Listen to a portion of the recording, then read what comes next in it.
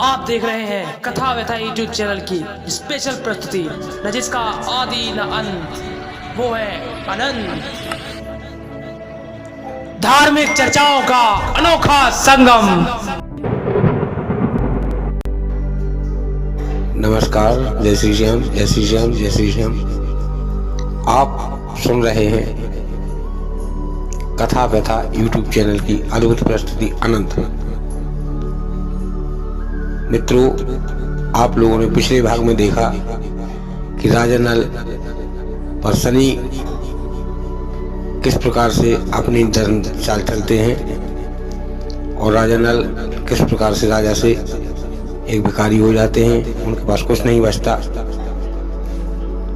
पत्नी को छोड़ देते हैं, पत्नी अपने मायके चली जाती हैं। राजा नल अपने मित्र दारुक की मदद से दूसरे राजा के पास पहुंच जाते हैं। अब जानिए आगे क्या हुआ। जब राजा नल राजा के पास पहुंचते हैं तब राजा के घोड़े हिलने ना रहे होते हैं, रथ आगे नहीं बढ़ता। तब राजा कहता है, राजा रानी दोनों पे कहते हैं क्या बात है। तब नल कहते हैं, महाराज इस जहाँ पे आप बैठे हुए हैं, जो आपकी गद्दी है रथ की, उस गद्दी के नीचे एक बहुत नागिन बैठी हुई है, आप जल्दी उतरिए। घोड़े उसी को देख कर हिलने ना रहे। राजा और रानी दोनों उतरते हैं, गद्दी हटाई जाती है और नागिन निकलती है। नागिन को मार दिया जाता है। राजा नल से कहते हैं, हे युवक। राजा कहते हैं, हे युवक तुम क्या काम करते हो और तुमने ये कैसे जाना कि इसमें हमारे गद्दी के नीचे नागिन है। तब राजा नल ने कहा, मैंने इस नागिन की खुशबू से नागिन को पहचान लिया कि इसके नीचे नागिन है और घोड़े नहीं चल रहे थे, इसलिए मैं घोड़साल में काम करता था फलाने राजा के यहाँ, इसीलिए मुझे थोड़ा सा अनुभव हुआ, मैंने आपको बताया। राजा कहते हैं कि हे युवक तुम काम क्या करते हो। तो राजा नल कहते हैं, महाराज मैं बेरोजगार हूँ, मैं कोई कार्य नहीं करता, कार्य की तलाश में घूम रहा हूँ। तब राजा कहते हैं कि तुम हमारे अष्टबल में घोड़ों की देखरेख करोगे, घोड़साल में जाओ और घोड़ों की देखरेख करो। राजा नल को कार्य मिल जाता है। राजा नल सुखपूर्वक जो घोड़ों को दाना दिया जाता है, शर्त ये होती है जो घोड़ों को गुड़ और चना दिया जाएगा उसी को उसमें भोजन करना पड़ेगा। राजा नल स्वीकार कर लेते हैं। धीरे धीरे समय व्यतीत होता है। शनि देखते हैं कि राजा नल तो अब सुखी हो चुके हैं और उन्हें किसी प्रकार का कोई दुख नहीं है।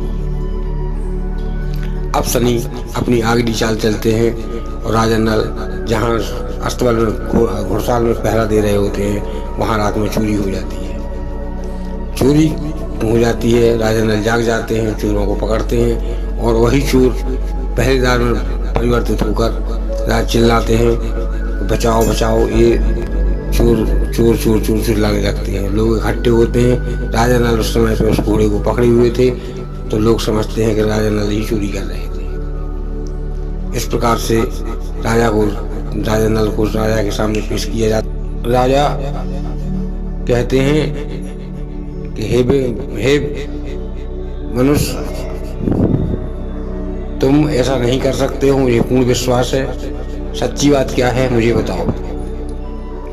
तब राजा नल कहते हैं कि हे महाराज मैं चोर नहीं हूँ और ना ही मैंने चोरी की है। ये सैनिक चोरी कर रहे थे और मैंने इन्हें पकड़ा, घोड़ा पकड़ा, तभी इन्होंने चिल्लाना शुरू कर दिया। इस प्रकार से राजा कहते हैं, चलो ठीक है, तुमने चोरी की या नहीं की। रानी भी कहती है राजा से कि नहीं, इसे सजा ना दो, इसे छोड़ दो। अगर ये व्यक्ति नहीं होता तो हम दोनों मृत्यु को प्राप्त हो जाते।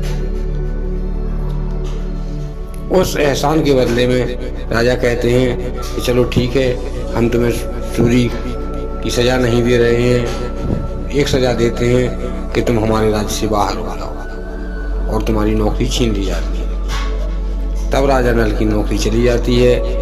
राजा नल फिर दर दर के भिखारी होकर भटकने लगते हैं। एक दो दिन का सफर तय करने के बाद राजा नल एक जगह पहुंचते हैं। वो वहां देखते हैं कि एक शहर, नगर या कस्बा टाइप में देखा राजा को दिखाई देता है। राजा को ध्यान आता है कि अरे यहाँ तो हमारा एक मित्र रहता है। और राजा मन में विचार करते हैं कि किसी मित्र के यहाँ खाली हाथ नहीं जाना चाहिए।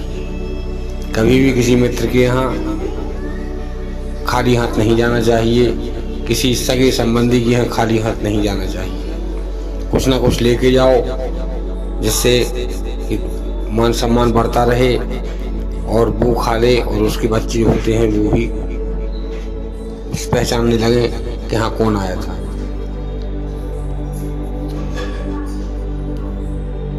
लेकिन राजा की मजबूरी थी कि राजा के पास कुछ नहीं था। राजा उसी फटेहार अवस्था में अपने मित्र के यहाँ पहुँचते हैं कि चलो ठीक है जो होगा देखा जाएगा। मित्र के यहाँ पहुँचते हैं, मित्र उन्हें गले लगाता है और कहता है, हे मित्र कैसे आना हुआ और तुमने अपनी क्या हालत कर रखी है। तब राजा नल उन्हें अपने मित्र को पूरी घटना शुरू से आखिरी तक की पूरी घटना सुना देते हैं। मित्र कहता है कोई बात नहीं मित्र, जब तुम यहाँ पे आ गए हो पहले तो जल से स्नान करो। राजा नल कहते हैं मैं जिस जल से स्नान करूँगा उस जल में कीड़े पड़ जाएंगे, उस जल में हाथ डालूंगा।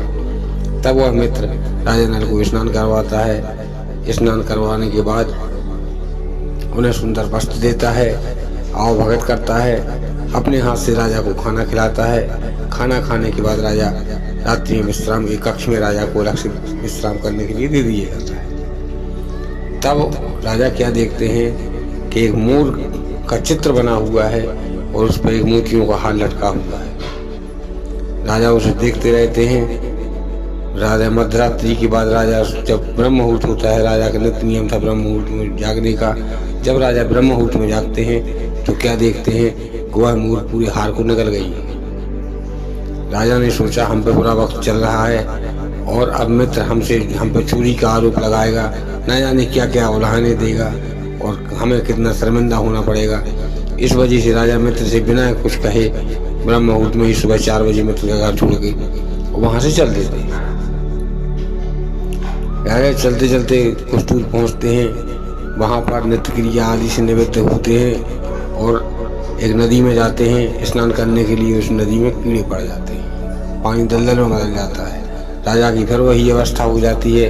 राजा बिना स्नान किए ही अपने मन में सोचता है, हे प्रभु मैं स्नान नहीं कर सकता, अब मैं क्या करूं। धीरे धीरे आगे बढ़ता है।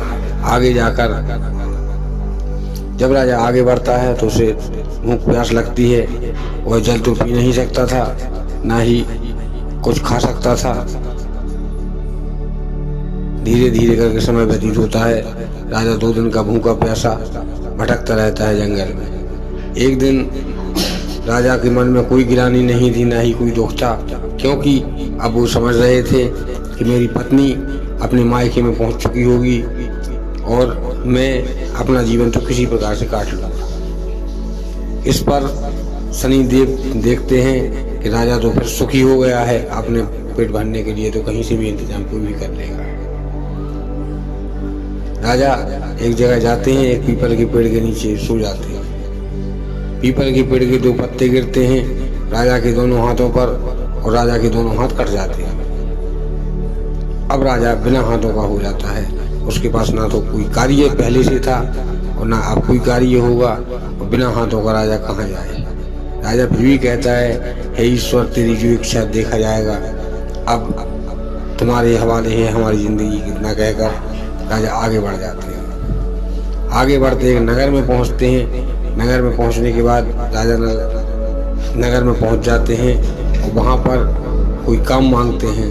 तब लोग उपहास हंसी उड़ाते हैं और कहते हैं कि अब तेरे हाथ ही नहीं है तो बिना हाथों से काम, भैया हमारे पास बिना हाथों वाले के लिए कोई काम नहीं।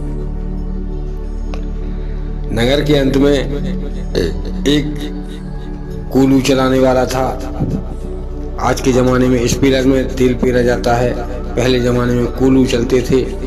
कोलू एक पत्थर की लाट होती थी जिसमें एक बहुत बड़ा छेद होता है। उसे बैल से बांध के उसमें और पत्थर डाल के उस गोल गोल घुमा के चलाया जाता है और उसमें तेल डाला, पहले जो सरसों या जो भी उसमें चीज डाली जाती है उसका तेल निकलता था। जब राजा नल उसके पास पहुंचते हैं और कहते हैं कि भाई मुझे कुछ कार्य मिलेगा, तब वह व्यक्ति कहता है हाँ कार्य तो मिलेगा, लेकिन मेरी एक शर्त है।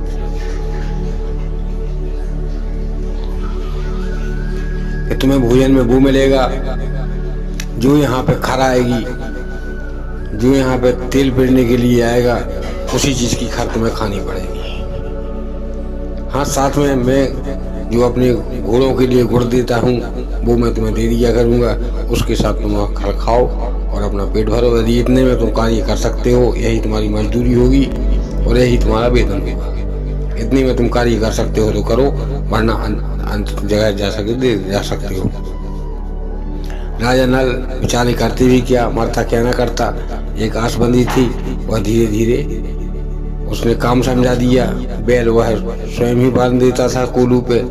राजा नल उस बैल को हाँकते रहते, अपनी मुंह से आवाज निकालते रहते, हाँकते रहते। धीरे धीरे कर समय व्यतीत होने लगा। अब राजा नल को कोई परेशानी नहीं थी, क्योंकि खाने के लिए भरपेट भोजन मिल रहा था। जो खर मिलती थी वह खर के साथ भोजन कर लेते थे, गुड़ मिल जाता था। शनिदेव ने सोचा कि अब क्या किया जाए। शनिदेव ने उस समय उस साल में अधिक नीम की निबोरी सबसे ज्यादा फलों में दी और बहुत सी नीम की निबोरी इकट्ठी हो गई। एक व्यापारी ने खरीदी।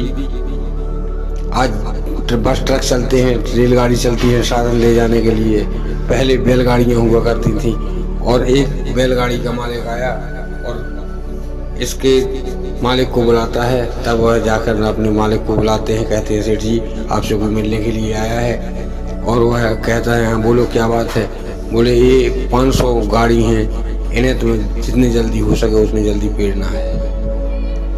अब राजा नल के सामने एक समस्या खड़ी हो गई थी, क्योंकि नीम की निबोरी की खर तो कड़वी होती है और अब कहाँ तक खाएंगे।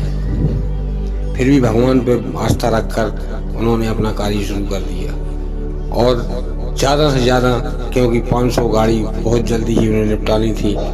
इतने समय में कि रात के 12-1 बजे तक लगे रहते और सुबह 4 बजे से उठकर भी जल्दी से जल्दी अपना कार्य शुरू कर देते। 3 या 4 घंटे समय सोना होता था, बाकी पूरे दिन बैल के पीछे घूमना और गोल गोल चक्कर काटना होता था। अब उसकी पत्नी ने देखा, एक दिन राजा नल अपना भोजन कर रहे थे, भोजन भी चलते चलते करते थे। एक जगह गुड़ रख दिया जाता था, उसी कोली बैल पे, बैल के पास एक बनाकर उस हिसाब से बना दिया था कि अपने मुँह लगा के खाते रहे। नीम की निबोरी रख दी, निबोरी खर रख दी जाती थी। दोनों अपने हाथ तो थे नहीं उठाने के लिए, मुँह से खाते रहो। उसकी पत्नी देखती है और पत्नी को बहुत ही दया आती है। वह अपने स्वामी से कहती है स्वामी ये आप गलत कर रहे हैं। ना जाने कौन सी मुसीबत का व्यक्ति मारा हुआ घूम रहा है, इसके हाथ नहीं है, क्या इसने अपराध किया, भगवान का क्या कोप है, ये कोई नहीं समझ सकता है। कम से कम इसे भरपेट भोजन दे दो। यदि इसे आप भोजन नहीं कराओगे तो भगवान आपको माफ नहीं करेगा। पत्नी की वह बात सुनकर वह कहता है कि मैं इसे भोजन नहीं दे सकता। तब पत्नी कहती है कि भोजन देने की बात नहीं हुई थी, फिर भी जो अपना खाने से बचेगा वह इसे दे दो। पति पत्नी खाना खाते हैं। पत्नी इतना खाना बनाती है कि 2 लोगों की जगह 3 लोगों को हो जाए। थाली में छोड़ देते हैं। जो थाली बचती है वह राजा नल को दोपहर में और रात्रि में सोते समय पर राजा नल को 2 टाइम पर खाना मिलने लगता है। राजा भगवान का धन्यवाद करते हैं, अपने सेठ सेठानी का धन्यवाद करते हैं कि आपने मुझे इस मुसीबत के समय में नौकरी पर रखा और खाना दिया। सेठ कहते हैं ये खाना वैसा नहीं है जैसा तू समझ रहा है, ये हम लोगों का झूठा हुआ खाना है, जो बचता हुआ खाना है वो है। तो राजा नल कहते हैं कि सेठ आप मेरे अन्नदाता हैं। जिस प्रकार से आज कई लोग अपने मालिक के साथ गद्दारी करते हैं, पहले ऐसा नहीं था, ना ही आज ही करना चाहिए। जब अन्नदाता मानते हैं तो अन्नदाता का मतलब ईश्वर होता है, राजा होता है। और राजा कहते हैं कि आप मेरे अन्नदाता हैं, जो मुझे खिलाएंगे मुझे मंजूर है। इस खर खाने से भी बढ़िया है, नीम की खर खाने से कम भोजन मिल रहा है। धीरे धीरे समय व्यतीत होता जाता है। शनिदेव की 7 वर्ष की समय अवधि निकल जाती है। वहाँ रानी दमयंती अपना जीवन को व्यतीत करती हैं और यहाँ राजा नल अपना जीवन व्यतीत करते हैं। जब समय 7 वर्ष का व्यतीत हो जाता है तो एक दिन की बात सुनिए आप लोग। अब आते हैं राजा दमयंती की। रानी दमयंती के साथ क्या हुआ। एक दिन 7 वर्ष की अवस्था गुजरने के बाद जब शनि आखिरी समय में होते हैं तो शनि का नियम होता है कि शनि पहले यदि बर्बाद करेंगे तो आखिरी समय में आबाद करेंगे, यदि पहले आबाद करेंगे तो बाद में बर्बाद करेंगे। पहले सजा बाद में मजा, पहले मजा बाद में सजा। राजा को मजा मिलना था, उनकी समय अवधि निकल चुकी थी, 7 वर्ष का समय निकल चुका था। तब एक दिन क्या होता है कि रानी अपने कक्ष में सो रही होती। रात्रि का राजा रानी का जूठन खा के बर्तन साफ करके अपने कक्ष में सो रही और कक्ष में सोते समय पे भगवान शनिदेव उन पर कृपा करते हैं, उनका कष्ट हर लेते हैं और सोते सोते रानी का जो घूंघट होता है वह निकल जाता है, माथे पर से निकल जाता है। रानी उस मणि को ढकने के लिए हमेशा बड़ी बिंदी लगाती थी, तो वह बिंदी हट जाती है। जब वह बिंदी माथे से हटती है तो मणि की चमक पूरे कमरे में फैल जाती है। जब मणि की चमक पूरे कमरे में फैलती है तो वहां से पहरेदार निकलते हैं। पहरेदार देखते हैं यानी ये क्या है, इस कमरे में इतनी चमक कैसे है, कहीं कोई मणिधर सर्प तो नहीं आ गया जो उस स्त्री को डर लिया हो और कहीं उसे मां को शाहिद ना हो गया हो। वह जाके अपने दरवाजे के खिड़की बगल में खिड़की होती है, खिड़की को खोलते हैं, देखते हैं कि वह स्त्री सो रही है और उसके माथे से मणि दमक रही है। इतना किस्सा देखकर वह सैनिक भौचक्के के रह जाते हैं और एक सैनिक कहता है कि ये तो ऐसा तो हमारी पुत्री के साथ हुआ था, पुत्री के माथे में मणि थी, दमयंती के माथे में, और चलो अपन राजा को बताते हैं। राजा रानी को पूरी बात बताई जाती है।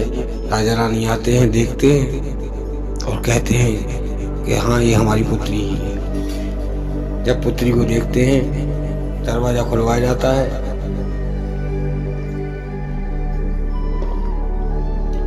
राजा रानी पहचान लेते हैं कि हमारी पुत्री है जिसके माथे पर मणि दमक रही है। रानी पुत्री को सीने से लगा लेती हैं और राजा भी दुलार करते हैं। राजा कहते हैं कि तुमने ऐसा क्यों किया, कहिए क्या किस्सा है। दमयंती अपना पूरा सच सुना देती है जो उनके साथ घटना घटी थी। अब राजा कहते हैं, तब राजा तो तुम्हें तो पता नहीं होगा कि तुम्हारे पति कहाँ है, किस अवस्था में है। रानी कहती है मुझे उनका कोई अता पता नहीं है, जहाँ भी होंगे भगवान की कृपा से सुखी होंगे। और जब मुझ पर से शनि का कूप हट चुका है उन पे से भी कूप हटेगा। इस प्रकार से रानी कहती हैं, अपनी पुत्री को ले जाती हैं, राशि वस्त्र पहनाती हैं, सब कुछ अच्छी तरह से हो जाता है। रानी अपने आप को बहुत कोसती हैं कि बताओ मेरी पुत्री ने मेरा जूठन खाया, 7 वर्ष तक मेरे पास रही, 6.5 वर्ष तक मुझे पता भी नहीं चल पाया। चलो ठीक है, कोई बात नहीं। रानी अपने गुरु को बुलवाती हैं और गुरुजी से कहते हैं, हे गुरुजी आप राजा नल को ढूंढो कहाँ है। पहले ज्योतिषाचार्य सब कुछ जानते थे। ज्योतिषाचार्य ज्योतिष की गणना के हिसाब से उन्होंने बताया कि आपके पति इस समय पे मेहनत मजदूरी कर रहे हैं और वो सुखी हैं। रानी कहती हैं कि पता करो कि कहाँ हैं और कब तक हमसे मिलने आएंगे। ज्योतिषी दूसरे दिन बताते हैं कि आपसे मिलने के लिए 3 माह की अवधि में राजा के देश में आपसे मिलने के लिए आए। अब यहाँ पे अब चलते हैं राजा नल के पास। राजा नल के साथ क्या होता है। शनि की कुदृष्टि उस पर उन पर से हट चुकी थी, शनि का आखिरी समय था।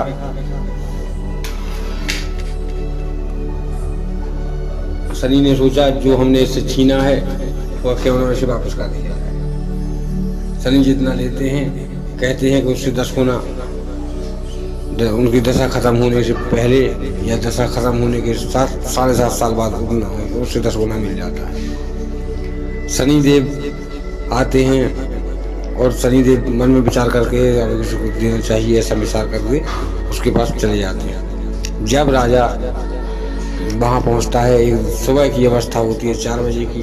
4 बजे राजा का उठने का नियम था। राजा उठता है और दीर्घ शंका के लिए जाता है, शौचादि क्रिया के लिए जाता है। तब राजा देखता है कि वहाँ कुछ पीली पीली वस्तु चमक रही है। राजा के हाथ तो थे नहीं, वह उसी उन्हीं हाथों से उसे उस जगह को खोदता है। तब देखता है कि उसमें एक घड़ा निकला हुआ है। राजा नदी में जाकर पानी लेता है, जैसे तैसे अपने क्रिया से निवृत्त होकर सेठ के यहाँ आता है और सेठ जी को पूरी बात बताता है कि सेठ जी वहाँ चलिए, कुछ रखा हुआ है। सेठ जी वहाँ जाते हैं, देखते हैं कि वहाँ पर घड़ा का मुंह निकला हुआ है। इतना देखने के बाद सेठ जी उसे खुदाई करते हैं। वहाँ पर लगातार 7 घड़े निकलते हैं। सेठ जी ब्रह्म मुहूर्त में सूर्योदय के पहले उन 7 घड़ों को उठाकर अपने घर ले जाता है। घर ले जाने के बाद राजा का अब तो आव भगत होने लगती है, स्वागत सत्कार होने लगता है। कहते हैं, अब सेठ जी कहते हैं कि हे मनुष्य, अब तुम अपना पता बताओ कि तुम कौन। तब राजा कहते हैं कि हे स्वामी, मुझसे मेरा पता मत पूछिए वरना अनर्थ हो जाएगा। तब स्वामी कहता है, हंसी में कहता है, अनर्थ क्या होगा? तू किसी देश का राजा निकलेगा और मैं तेरे क्या पैर छूऊंगा, पैरों पर गिर जाऊंगा? ऐसा नहीं होता है। तू अपना वास्तविक पता बता, क्या तू कौन है? तब वे पता बताने से इनकार करते हैं। वह गृह स्वामी अपनी का सौगंध देता है कि तुझे मेरी सौगंध, तू पता बता कौन है, तू कौन है। तब राजा नल अपना पता बताते हैं कि मैं राजा नल हूँ और अपनी पूरी कहानी सुना देते हैं। इतनी सुनने के बाद, इतनी कहानी सुनने के बाद वह तेली या जो भी मतलब तेल पिरवाने वाला राजा नल के चरणों में गिर पड़ता है और कहता है, महाराज मुझे क्षमा करना। यदि मुझे ऐसा पता होता तो मैं आपके लिए इतना कष्ट नहीं देता। राजा कहते हैं, गलती तुम्हारी नहीं है, तुम हमारे लिए मालिक आज भी हो, जैसे कल थे वैसे आज हो। अब हमें अपना कार्य करना है और हमें अपना कोल्हू हाँकना है। वह कहता है, नहीं महाराज, मैं आपसे कोल्हू नहीं हकवाऊंगा और आप बैठिए। वह मान सम्मान से बैठालता है, राजा को वस्त्र आदि देता है, सुंदर वस्त्र पहनाता है, सुंदर भोजन करवाता है। सब कुछ करने के बाद जब रात्रि में राजा सोते हैं, सुबह उठते हैं तो उनके दोनों हाथ जुड़ जाते हैं। वह इस चमत्कार को देखकर समझ जाता है कि हाँ, निश्चित ही किसी देवता का कूप था जो शांत हो चुका है। राजा ने बताया था कि शनि का कूप है हम पर। तब वह समझता है कि शनि का कूप उन पर शांत हो चुका है। राजा को जितना भी धन मिला था उससे दुगना कर दास दासी देकर, बहुत सा धन देकर वह विदा कर कहता है, महाराज आपको जहाँ भी जाना चाहें आपके लिए रथ तैयार है, आप सारथी को आदेश दीजिए और वहाँ ले जाए। इतने में 3 माह का समय व्यतीत हो जाता है। 3 माह बाद राजा कहते हैं कि सबसे पहले मुझे अपने मित्र के यहाँ चलना है। राजा अपने मित्र के पास जाता है। मित्र वही आवभगत करता है जो 7 साल पहले की थी। मित्र आवभगत करता है, कहता है, हे मित्र, अब ये बताओ हमारे लिए कि उस दिन तुम यहाँ से भागी क्यों? राजा देखता है कि वह मोर अपना हार वापस कर रही है। तब राजा कहता है, हे मित्र, हम इसलिए वापसी भागे थे कि हमने देखा कि हमारा मित्र हमें 9 लाख का हार के पास छोड़ गया है और इस मोर ने पूरा हार निकाल लिया। तो मैंने सोचा कि मेरा मित्र क्या सोचेगा, इस पर मुसीबत पड़ी है, इसने चोरी कर ली है। तब वह मित्र कहता है, तो इसमें मूर्ति है, इसमें कोई हार नहीं है, दिखावटी हार है। दिन में मोर बाहर उगलती है और रात में पूरा हार निकल जाता है। दिखाने के लिए है, केवल मनोरंजन मात्र के लिए बना रखी है और ऐसा कुछ नहीं है जैसा तुमने सोचा। हमसे एक बार बात तो कर लेते। राजा ने सोचा, हमने जो दिमाग में उचित आया वो किया। मित्र कहता, कोई बात नहीं, लेकिन कोई भी परेशानी हो, अब मैं तुम्हें 1 हफ्ते से पहले नहीं जाने। मित्र दास दासियों, घोड़ों, सब लोगों के रहने खाने पीने की व्यवस्था करता है। 1 हफ्ते राजा वहाँ रुकते हैं। इसके बाद मित्र से आज्ञा मांगते हैं, मित्र को पूरी कहानी बताते हैं। मित्र उन्हें आज्ञा देता है और जो भी उससे हो सकता था मित्र से, वह उसी में शामिल कर देता है। अपनी तरफ से धन दौलत, मित्र के लिए उपहार, सब कुछ रख देता है। धीरे धीरे करके समय व्यतीत होता है। राजा मित्र से आज्ञा मांग कर चलते हैं। वहाँ से चलने के बाद राजा कहते हैं अपने सारथी से कि हमारी बहन के यहाँ ले चलो। सारथी अपने मकान का पता पूछता है और शहर का पता पूछता है। राजा ने उसे शहर का पता बताते हैं जहाँ बहन रहती थी। राजा नल बहन के पास पहुंचते हैं। राजा नल बहन के पास पहुंचते हैं। बहन के पहरेदार होते हैं, वो कहते हैं तुम्हें किससे मिलना है? तो वह कहते हैं कि मैं रानी का भाई हूँ, रानी से मिलना चाहता हूँ। तब द्वारपाल जाते हैं और कहते हैं ये रानी तुम्हारा भाई आया है। तो रानी कहती है कैसे गुणों से है? तब वह कहते हैं हाथी घोड़ा पालकी और खूब सारा धन दौलत लेकर चल रहा है, सेना भी साथ में है। रानी कहती है उन्हें आधा शहर अंदर ले आओ। सैनिक कहते हैं महाराज आपको आपकी बहन बुला रही है। इतना सुनने के बाद राजा कहता है, राजा नल कहते हैं कि बहन से कह देना कि अब वो अपने भाई के लिए भूल जाएं और उनका कोई भाई नहीं है। मुझे तो केवल देखना था कि क्या होता है। बहन तो पैसे की भूखी है, केवल धन है तब तक की बहन है, जिस दिन धन नहीं है उस दिन बहन भाई का रिश्ता ही खत्म हो गया। राजा उस कुम्हारन के पास जाता है। कुम्हारन राजा को पहचान लेती है और कहते हैं आइए भैया क्या है। राजा अपनी पूरी बात सुना देता है। तब उनकी बहन आती हैं, 56 लोग पकवान सोने की थालों में भर कर लाती हैं। भैया से कहती हैं भैया भोजन कर लो। तब वह राजा नल कहते हैं अपनी उस कुमारन बहन से कि बहन जो 7 साल पहले हमने मटका दिया था वो आपने कहाँ रखा है? आज उस मटके की जरूरत है, आप लाइए। तब वह उस मटके को लाती हैं और राजा वो पूरा जो पकवान का थाल होता है उसे नीचे डाल देते हैं और जो मटके में रखा होता है सामान वह उस थाल में रख के बहन से कहते हैं कि बहन आपने हमारे लिए एक मुर्गी भेजा था 7 साल पहले और आज आप मेरे पास पैसा हो गया तब आप ये लेके आई हैं, जाइए तुम्हारा कोई रिश्ता नहीं। बहन रोने लगती है। कुमारन कहती है नहीं भैया ऐसा नहीं होता है। तब राजा स्वीकार कर लेते हैं और बहन के यहाँ जाते हैं। 2-4 दिन 10 दिन रुकते हैं। इसके बाद राजा बहन से आज्ञा मांगकर अपने ससुराल की ओर चलते हैं। ससुराल पहुंचने के बाद खूब आवभगत होती है।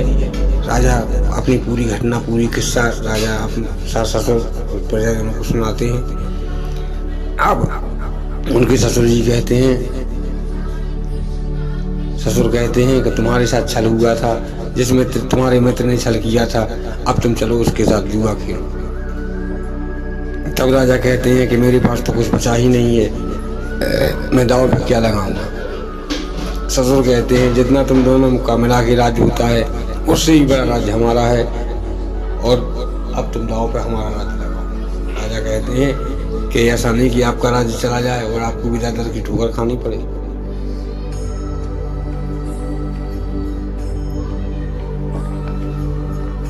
तब ससुर कहते हैं यदि ऐसा होता तुम्हारे हाथ वापस नहीं आते, जो हमारी पुत्री ने 7 वर्ष कठिन तपस्या करके हमारे यहाँ भोगी है वो नहीं होता, इसकी मणि नहीं चमकती और तुम्हें धन दौलत नहीं मिलती। तुम्हारा समय बदल चुका है, शनिदेव की कोई दृष्टि तुमसे हट चुकी है, अब तुम चलो। राजा नल जाकर उस मित्र के पास जाते हैं। मित्र कहता है हाँ आइए राजा नल, अब कैसा है क्या है? तो वह कहता है, राजा नल कहते हैं कि हाँ आज मैं तुमसे चौपर खेलना चाहता हूँ। मित्र कहता है ठीक है, मगर ये तो बताओ तुम्हारे पास दाव में लगाने के लिए क्या है? तब राजा नल कहते हैं कि हमारे ससुर का राज है हमारे पास। तब वह कहता है ऐसा नहीं मानता हूँ मैं, अपने ससुर से कहो कि दाव लगाए वो खेले। तब एक तरफ में उसका राज्य और राजा नल का पुराना राज्य रखा जाता है और एक तरफ ससुर का राज्य राष्ट्रीय ध्वज रखा जाता है। एक बारी चौपर होती है, राजा नल उस चौपर को जीत जाते हैं और मित्र जहाँ का तहाँ कंगाल हो जाता है। अब राजा नल से मित्र कहता है कि हे मित्र अब बताओ मैं क्या करूं, मैं तुम्हारे से पूरा राजपाट हार चुका हूं। तब राजा कहते हैं कि मित्र तुमने तो जो किया था वह अपनी वजह से नहीं किया था, शनिदेव की कोप की वजह से किया था, लेकिन मैं अब तुम्हारे साथ ऐसा नहीं करूंगा। जहाँ से तुम्हारा राज्य था, जो तुम्हारी सीमा थी, तुम जाओ और अपने राज्य का सुख भोगो, हमारा राज्य हमारे लिए छोड़ दो। इस प्रकार से राजा को शनिदेव का कोप हट जाता है और राजा अपने राज्य में वापस आ जाते हैं। सास ससुर अपने घर वापसी चले जाते हैं और राजा रानी सुखपूर्वक अपना जीवन व्यतीत करते हैं। इस प्रकार से समस्त बातें होने के बाद राजा नल अपनी जिंदगी शुरू करते हैं दोबारा से और अंत में भगवान को प्राप्त हो जाते हैं। इस लोक में सुख भोग कर अंत में परलोक में सुख भोगते हैं।